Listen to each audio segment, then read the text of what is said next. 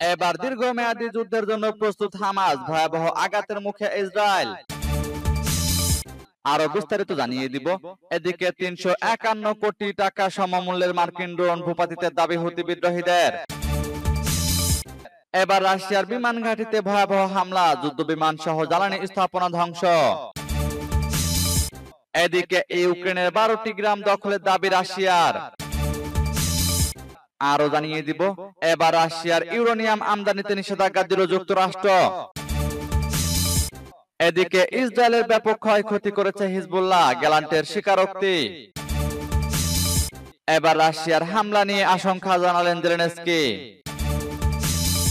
এবং সর্বশেষে জানিয়ে দিব, এদিকে রাশিয়া ইউক্রেন যুদ্ধ নিয়ে শান্তি আলোচনা করতে প্রস্তুত মস্কো। শুনছিলেন সংবাদ শিরোনাম, এখন বিস্তারিত। তবে তার আগে অনুরোধ থাকবে, এই ভিডিওতে একটি লাইক দিন এবং কমেন্টস করে জানিয়ে দিন আপনি কোন জেলা থেকে বা কোথায় থেকে আমাদের সাথে যুক্ত রয়েছেন। এবং সংবাদের সর্বশেষ গুরুত্বপূর্ণ আপডেট পেতে চ্যানেলটি সাবস্ক্রাইব করে আমাদের সঙ্গেই থাকুন। এবার দীর্ঘমেয়াদী যুদ্ধের জন্য প্রস্তুত হামাস, ভয়াবহ আঘাতের মুখে ইসরায়েল। ফিলিস্তিনের অবরুদ্ধ গাজায় দীর্ঘ ৮ মাসের বেশি সময় ধরে হামলা চালিয়ে যাচ্ছে দখলদার ইসরায়েলি বাহিনী। এই হামলায় ৩৫,০০০-এরও বেশি মানুষের মৃত্যু হয়েছে। হামাসের দাবি না মানায় দীর্ঘমেয়াদী প্রস্তুতি নিচ্ছে ফিলিস্তিনের স্বাধীনতাকামী সংগঠন। শুক্রবার ইসরায়েলের সঙ্গে দীর্ঘমেয়াদী যুদ্ধের জন্য হামাস প্রস্তুত রয়েছে বলে জানিয়েছেন গাজা ভিত্তিক ফিলিস্তিনি প্রতিরোধ আন্দোলনটির সশস্ত্র শাখা কাসাম ব্রিগেড। খবর আনাদুলু এজেন্সির। ব্রিগেডের মুখপাত্র আবু ওবায়দা এক ভিডিও বার্তায় বলেন, জনগণের উপর আগ্রাসন থামাতে পূর্ণ প্রতিশ্রুতিবদ্ধ হওয়া সত্ত্বেও আমরা শত্রুর বিরুদ্ধে শক্তি ক্ষয়ের দীর্ঘ লড়াইয়ের জন্য প্রস্তুত। আবু ওবায়দা ঘোষণা করেন, গত 10 দিন ধরে আল কাসাম যোদ্ধারা গাজা উপত্যকা জুড়ে লড়াইয়ে ১০০টি ইসরায়েলি সামরিক যানকে টার্গেট করেছে। ইসরায়েলি সেনাবাহিনী গাজায় তাদের ক্ষয়ক্ষতির বিষয়গুলো প্রকাশ করছে না। তিনি বলেন, আমরা তাদের একটি জলাভূমিতে টেনে নিয়ে যাচ্ছি যেখানে তারা তাদের সেনাদের মৃত্যু এবং তাদের অফিসারদের বন্দী করা ছাড়া আর কিছুই পাবে না। আবু ওবায়দা দাবি করেন, আল কাসাম ব্রিগেডের যোদ্ধারা পূর্ব অঞ্চলীয় রাফা নগরীতে ইসরায়েলি সেনাবাহিনীর উপর ভয়াবহ আঘাত হেনেছে। গত বছরের অক্টোবর মাসের ৭ তারিখে ইসরায়েলে এই দশকের সবচেয়ে বড় হামলা চালায় গাজার হামাস সরকার। এরপর পরই গাজায় বিমান হামলা ও স্থল হামলা শুরু করে ইসরায়েল। এদিকে ৩৫১ কোটি টাকা সমমূল্যের মার্কিন ড্রোন ভূপাতিতের দাবি হুতি বিদ্রোহীদের। আমেরিকার একটি অত্যাধুনিক MQ-9 ড্রোন ভূপাতিত করার দাবি করেছে ইয়েমেনের হুতি বিদ্রোহীরা। শুক্রবার এই তথ্য জানিয়েছে সশস্ত্র গোষ্ঠীটি। সামাজিক যোগাযোগ মাধ্যমে একটি MQ-9 ড্রোনের ধ্বংসাবশেষের ভিডিও ছড়িয়ে পড়ার কয়েক ঘন্টা পর হুতিরা এই তথ্য জানায়। তাদের দাবি, মার্কিন ড্রোনটি ভূপাতিত করেছে হুতি বিদ্রোহীরাই।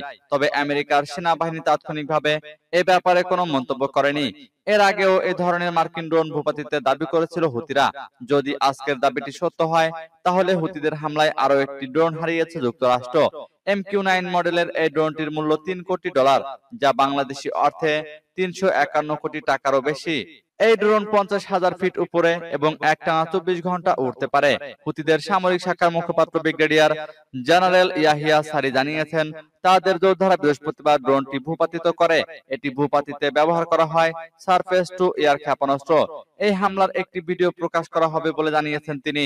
হুতি মুখপাত্র আরো জানান, ড্রোনটি ইয়েমেনের মারিব প্রদেশে নাশকতামূলক কর্মকাণ্ড চালাচ্ছিল। মারিব প্রদেশটি এখনো ইয়েমেনের আন্তর্জাতিকভাবে স্বীকৃতি সরকারের অধীনে রয়েছে।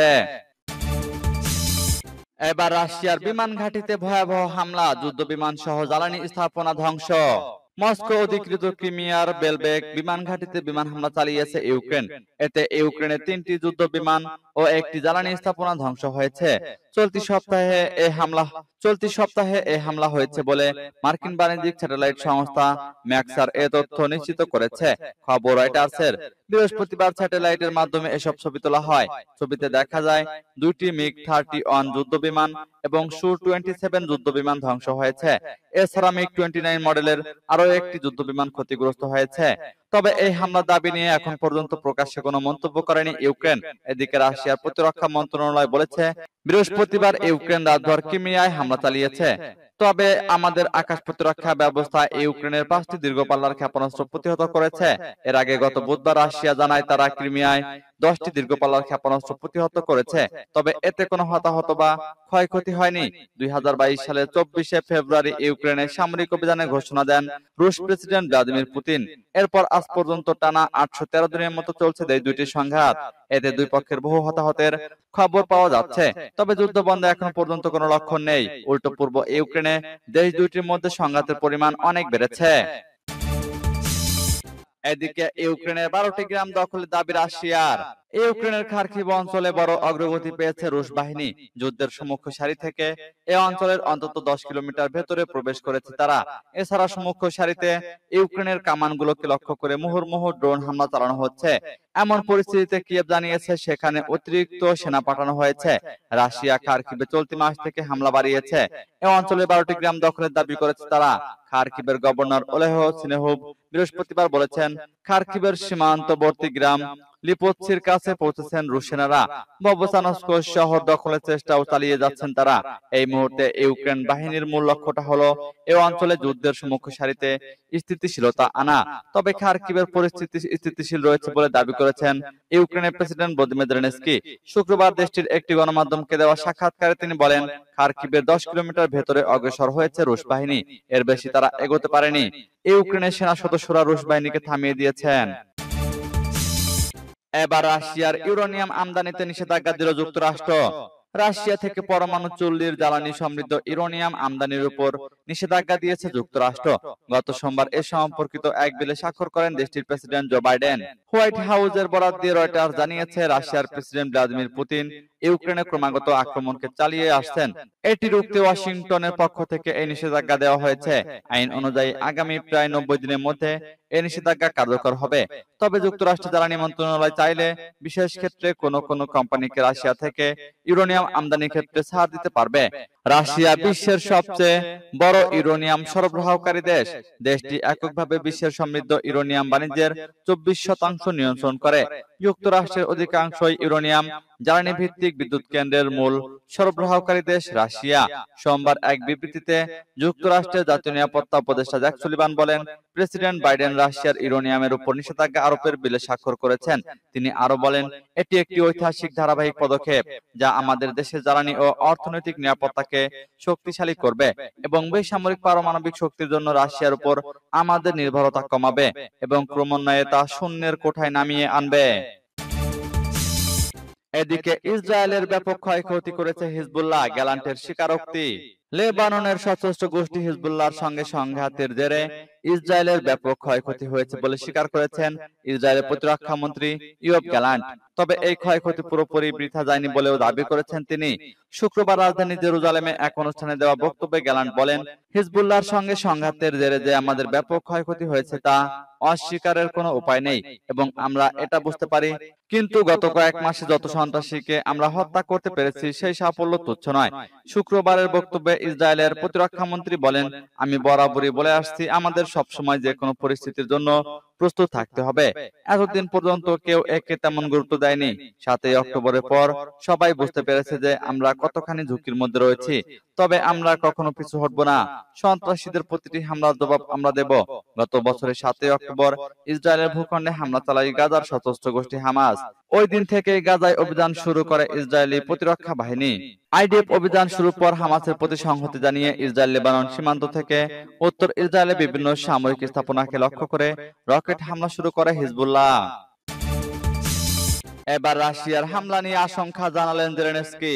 ইউক্রেনে রুশ বাহিনী আরো জোরালো হামলা চালাতে পারে বলে আশঙ্কা করছেন দেশটির প্রেসিডেন্ট ভলোদিমির জেলেনস্কি। শুক্রবার এএফপিকে দেওয়া সাক্ষাৎকারে জেলেনস্কি এমন আশঙ্কার কথা জানালেন। জেলেনস্কি আরো বলেন, ইউক্রেন পরিস্থিতি নিয়ে দ্রুত সমাধানে আসার জন্য পশ্চিমাদের পক্ষ থেকে চাপ রয়েছে। তবে নিজেদের জন্য যেটা ন্যায্য সমাধান সেটাই করবে কিয়েভ। পশ্চিমা মিত্রদের প্রতি আরো আকাশ প্রতিরক্ষা ব্যবস্থা ও যুদ্ধ বিমান পাঠানোর অনুরোধ পুনর্ব্যক্ত করেছেন জেলেনস্কি। তিনি বলেন, পশ্চিমা মিত্ররা অস্ত্র দিচ্ছে ঠিকই, তবে শর্ত জুড়ে দিচ্ছে। এসব অস্ত্র রাশিয়ার ভূখণ্ডে ব্যবহার করা যাবে না। আর এই শর্ত যুদ্ধক্ষেত্রে রাশিয়াকে বড় সুবিধা এনে দিচ্ছে। কয়েক মাস ধরে হামলা জোরদার করেছে রুশ বাহিনী। বিশেষ করে 10ই মে থেকে খার্কিভ সহ ইউক্রেনের উত্তর পূর্ব অঞ্চলের সীমান্ত এলাকায় জোরালো হামলা চালানো হচ্ছে। এ বিষয়ে জেলেনস্কির আশা, প্রতিরক্ষা বুদ্ধ অটুট রাখবে ইউক্রেন। সেই সঙ্গে রুশ বাহিনীর যে কোনো অগ্রযাত্রা রুখে দেওয়া হবে। জেলেনস্কির ভাষায়, কেউ হাল ছাড়বে না। প্যারিসে অলিম্পিক গেমস চলার সময় ইউক্রেনের যুদ্ধ বন্ধ রাখার আহ্বান জানিয়েছেন ফরাসি প্রেসিডেন্ট এমানুয়েল ম্যাক্রো। সাক্ষাৎকারে জেলেনস্কি এই আহ্বান খারিজ করে দিয়েছেন। তিনি বলেন এই যুদ্ধবিরতি সেনা ও গোলাবারুদ আরো বিস্তৃত এলাকায় ছড়িয়ে দিতে রাশিয়াকে সময় ও সুযোগ করে দেবে। এদিকে রাশিয়া ইউক্রেন যুদ্ধ নিয়ে শান্তি আলোচনা করতে প্রস্তুত মস্কো। রাশিয়া ইউক্রেন যুদ্ধ নিয়ে শান্তি আলোচনা করতে প্রস্তুত মস্কো, তবে মেনে নেওয়া হবে না কোন ধরনের শর্ত। আলোচনায় যেন কোনো পক্ষের স্বার্থ উপেক্ষিত না হয় তা নিশ্চিত করতে হবে। চীন সফরে গিয়ে শুক্রবার একথা বলেছেন রুশ প্রেসিডেন্ট ভ্লাদিমির পুতিন। খবর রয়টার্সের। এই সফরে ইউক্রেন ইস্যুতে খোলামেলা আলোচনা করেন চীনা প্রেসিডেন্ট শি জিনপিং ও ভ্লাদিমির পুতিন। রাজনৈতিকভাবে যুদ্ধের সমাধান খোঁজার বিষয়ে একমত হয়েছেন দুই নেতা। মধ্যস্থতাকারী হিসেবে চীন যদি উদ্যোগ নেয় সেটিকে স্বাগত জানানোর কথা বললেন রুশ প্রেসিডেন্ট। ভ্লাদিমির পুতিন বলেন, আমরা সব সময় আলোচনার জন্য প্রস্তুত। ইউক্রেন কিংবা তার মিত্রদের মতো আমরা কখনোই আপত্তি জানাইনি। তবে পশ্চিমারা মস্কোর চাওয়াকে উপেক্ষা করে কিয়েভের স্বার্থ সংশ্লিষ্ট প্রস্তাব তুলে ধরতে চায়। এরপর পুরো বিশ্বের চাওয়া নাম দিয়ে তা রাশিয়ার উপর চাপিয়ে দিতে চায়, যা আমরা কোনোভাবেই মেনে নিতে পারি না। আলোচনায় বসতে ইতিবাচক হলেও বেশ কিছু বিষয় স্পষ্ট করেন পুতিন। যেমন আলোচনায় মধ্যস্থতাকারী হিসেবে পশ্চিমাদের মানবেন না বলেও স্পষ্ট করেছেন রুশ প্রেসিডেন্ট।